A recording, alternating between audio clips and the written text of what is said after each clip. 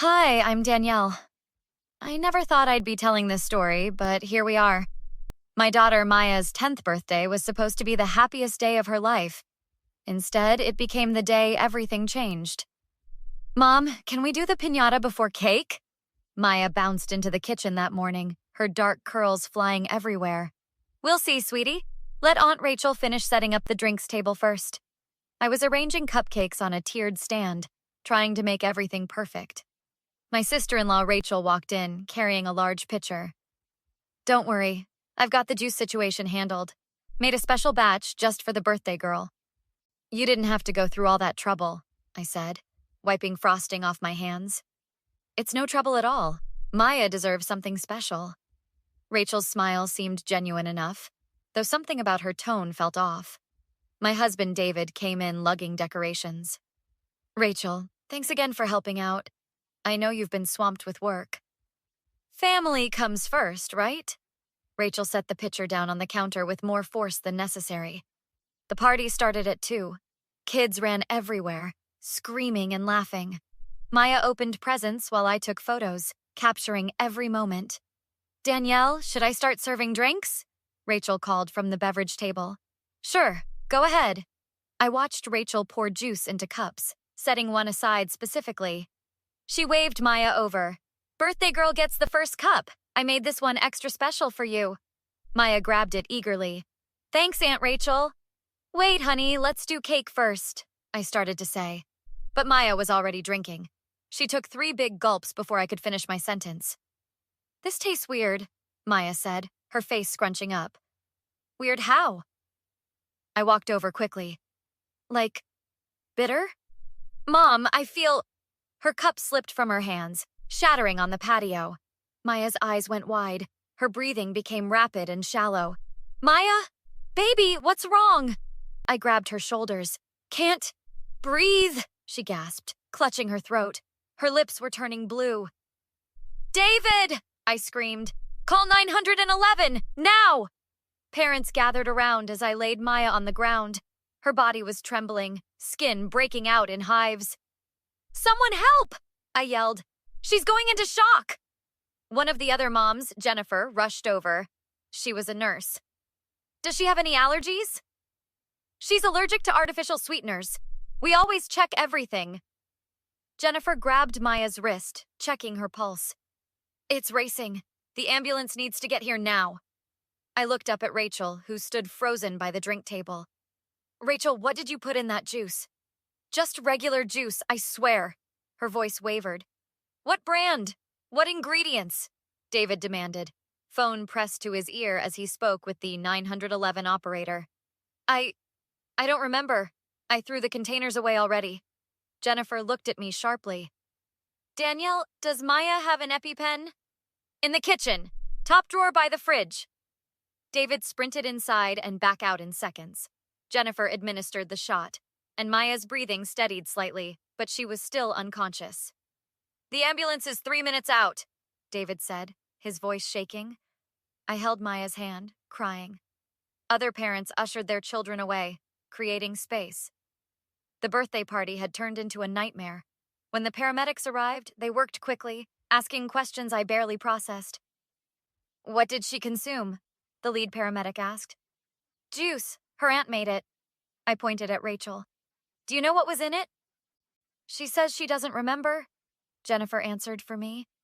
The child has a severe allergy to artificial sweeteners. The paramedic turned to Rachel. Ma'am, we need to know exactly what you put in that juice. This is critical. Rachel's face had gone pale. I really don't remember. I just made juice. That's not helpful, Rachel, David shouted. Our daughter is dying. I'm sorry, I didn't mean... They're loading her into the ambulance, the paramedic interrupted. Parents, you can ride with us. As David and I climbed in, I looked back at Rachel one more time. She was standing there, hand over her mouth, but something in her eyes looked wrong. Not shocked, not scared, calculated. The hospital waiting room smelled like antiseptic and bad coffee. David paced while I sat frozen, replaying everything in my head. Mr. and Mrs. Peterson? A doctor approached, her expression serious. I'm Dr. Martinez. Your daughter is stable now." "Thank God," I breathed. "What happened to her?" "Severe anaphylactic shock. We found extremely high levels of aspartame in her system. Given her known allergy, even a small amount could have been dangerous. But this was a massive dose." David's jaw clenched. "How massive?" "Enough that it couldn't have been accidental contamination. Someone would have had to deliberately add a significant amount of artificial sweetener to whatever she drank." The words hit me like a punch. "Are you saying someone tried to poison our daughter?" "I'm saying this wasn't an accident. You need to contact the police." Dr. Martinez's tone left no room for argument. A detective arrived within the hour. Detective Morrison was a tall woman with sharp eyes that seemed to catch everything. "Walk me through exactly what happened," she said, notebook ready. I explained the party, the juice, Rachel's behavior. David added details I'd missed. "This sister-in-law, Rachel Peterson. What's your relationship like with her?" Morrison asked. "It's been tense lately," David admitted. "She's my brother's widow. After he died 2 years ago, we've tried to include her in family events." "But?" Morrison prompted. "But she's been difficult," I said. "She makes comments about Maya, about how we parent, about our lifestyle." "What kind of comments?" David ran his hand through his hair. "She thinks we spoil Maya, that we're raising her to be entitled. She's made remarks about how Maya gets too much attention, too many things." "Did your daughter know about Maya's allergy?" Morrison asked. "Everyone knows," I said firmly. "We've been dealing with it since Maya was 4. Rachel's been at dozens of family dinners where we had to carefully check ingredients." Morrison wrote everything down. "I'd like to speak with Miss Peterson. Is she still at your house?" "She was when we left," David said. "Jennifer, one of the other parents. She stayed to help clean up and keep an eye on things. We gave Morrison our address, and she left. A nurse directed us to Maya's room. My baby girl looked so small in that hospital bed. IV lines in her arms, monitors beeping steadily. I took her hand carefully. "Mom?" Her voice was weak. "I'm here, sweetie. Dad's here too." "What happened? I felt so sick." "You had an allergic reaction," David said gently. "But you're going to be okay." "To the juice?" "But Aunt Rachel said it was safe. She said she made it special for me." My heart stopped. "Maya, did Aunt Rachel say anything else to you before you drank it?" She said it would make me feel really grown up. That it was a secret recipe just for big girls." Maya's eyes filled with tears. "Did I do something wrong?" "No, baby, you didn't do anything wrong." I kissed her forehead, rage building inside me. David stepped into the hallway and I heard him on the phone. When he came back, his face was dark. "Jennifer just called. Rachel tried to leave, but Jennifer blocked her car in and told her the police were coming. Rachel completely lost it, screaming that we're trying to frame her, that she'd never hurt Maya." "Frame her?" I repeated. "We have witnesses. We have doctors' reports." "There's more," David said quietly. "Jennifer said she found something in the trash can by the drink table." "What?" "Empty packets. A whole box worth of artificial sweetener, hidden under other garbage." Detective Morrison called us 3 days later. Maya was home, recovering, when we went to the police station. Rachel sat in an interrogation room, her lawyer beside her. Through the one-way glass, I could see her fidgeting, looking nervous but defiant. "We'd like you to be present while we question her," Morrison said. "Sometimes having the victims there makes suspects more forthcoming." We entered the room, and Rachel's eyes went wide. "Danielle, David, I'm so glad you're here. This has all been a terrible misunderstanding." "Save it," I cut her off. "We know what you did." "I didn't do anything. The police are making wild accusations." Detective Morrison sat down across from Rachel. "Miss Peterson, we found your fingerprints on the empty sweetener packets in the trash. We also have witness testimony that you specifically prepared a separate drink for Maya." "So what? I made her a special birthday drink. That doesn't mean—" "We also pulled your recent purchase history," Morrison continued. "You bought 4 boxes of aspartame-based sweetener 3 days before the party. You've never purchased that product before. Rachel's lawyer leaned over, whispering to her. She pushed him away. Fine, I put sweetener in the juice, but I didn't know she was allergic. Everyone knew, David said, his voice dangerously quiet. You've been at family dinners where we specifically discussed it. You commented on it. You said it was inconvenient how we had to check every label. I forgot. Is that a crime? To forget? You told Maya it was a special recipe for big girls, I said. You told her it would make her feel grown up. You wanted her to drink it all. That's just something nice to say. You're twisting my words. Morrison placed photos on the table. These are pictures from your social media, comments you made about Maya over the past year. Should I read them? Rachel went pale. Those were jokes. Some kids need to learn the world doesn't revolve around them, Morrison read. Maya gets away with everything. Somebody should teach her a lesson. Spoiled brats grow up to be terrible adults. Should I continue? I was venting. Everyone vents about family. You tried to kill my daughter, I said, my voice shaking. Because you're jealous. Because you think she has it too good. I didn't try to kill anyone. Rachel stood up, her chair scraping back. I just wanted to make her sick. I wanted you to see that she's not perfect, that bad things can happen when you don't pay attention. The room went silent. Even her lawyer looked shocked. You just wanted to make her sick? David repeated slowly. My daughter almost died. Her heart stopped twice in the ambulance. Rachel's face crumbled. I didn't know it would be that bad. I thought she'd just get a stomachache, maybe throw up. Ruin the party a little. I didn't know. You knew she was severely allergic, Morrison said. You researched the amount needed. We have your search history. How much artificial sweetener to cause reaction? Aspartame poisoning symptoms. You knew exactly what you were doing. No, I was curious. I wasn't planning. You bought industrial quantities. You hid the evidence. You lied to paramedics when my daughter was dying, I said, standing up. And now you're going to pay for it. Danielle, please. I'm sorry. I made a mistake. I was angry and stupid, but I never wanted... You wanted my daughter to suffer. You wanted to hurt her because you're bitter about your own life. I leaned across the table. Well, congratulations. You got what you wanted. Maya suffered. But now you're going to suffer too. I'll apologize to her. I'll do whatever you want. Please, we're family. We're not family, David said coldly. Not anymore. Rachel turned to her lawyer desperately. Say something. Help me.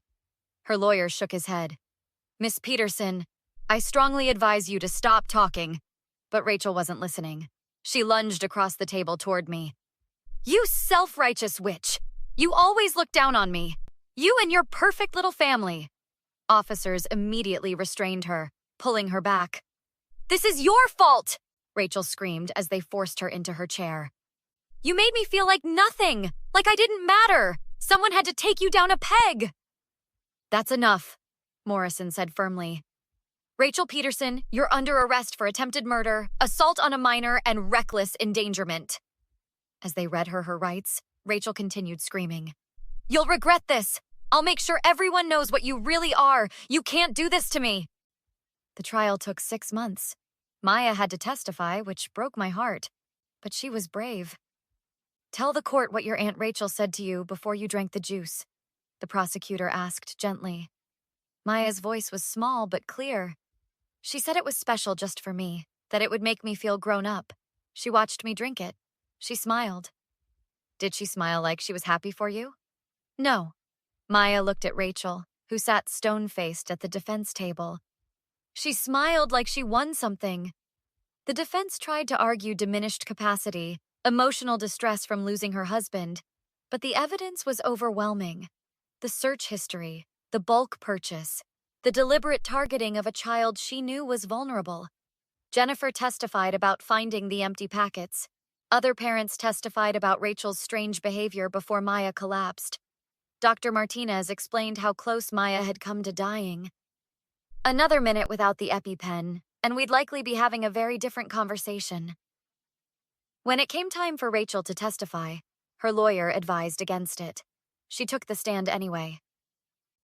I want to apologize, Rachel said, looking at us. I want Danielle and David and Maya to know how sorry I am.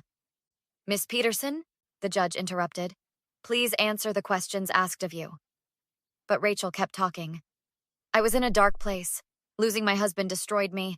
I wasn't thinking clearly. If I could take it back? Could you take back researching how to poison a child? The prosecutor asked. Could you take back buying the materials, hiding them, lying to paramedics? I made mistakes. These weren't mistakes. These were choices, deliberate, calculated choices to harm a 10-year-old girl. The jury deliberated for 4 hours, guilty on all counts. Rachel's sentencing hearing was last week. She tried one more time.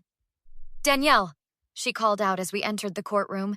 Please, I know you're angry, but I'm begging you. Tell the judge I'm not a monster. We can work through this.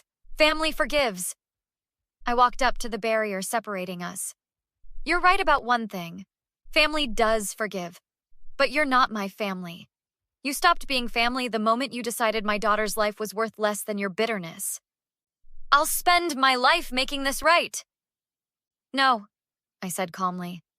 You'll spend your life in prison, thinking about what you did, and maybe someday you'll actually understand why. The judge sentenced her to 15 years with no possibility of parole for 10. As they led her away, Rachel was crying, still trying to apologize. David and I took Maya out for ice cream afterward. She seemed lighter somehow. Mom, can I ask you something? Maya said, chocolate ice cream on her nose. Anything, sweetheart.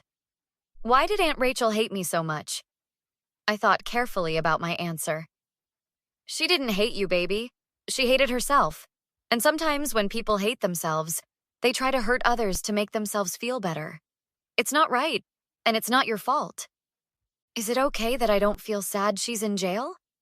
It's absolutely okay. You don't have to feel sad for someone who tried to hurt you, even if they say they're sorry. David reached over and squeezed my hand. We'd gotten through this. Our daughter was alive. Justice had been served. Later that night, after Maya was asleep, I sat on the porch with a cup of tea. Jennifer stopped by. How are you holding up? She asked. Better now. The trial being over helps. Knowing Rachel can't hurt anyone else helps even more. You were amazing in there. So strong. I didn't feel strong. I felt terrified the whole time. That's what makes it brave, Jennifer said. Being scared and doing it anyway. We sat in comfortable silence for a moment. Can I ask you something? Jennifer said. How did you do it? Stay so calm when she kept apologizing? Because I realized something. Her apologies weren't about Maya or what she did. They were about making herself feel better, about trying to avoid consequences. Real apologies require taking responsibility, not just saying the words. Do you think she'll ever understand that? Honestly, I don't know, and I don't care anymore. That's her journey, not mine. My phone buzzed. A text from David.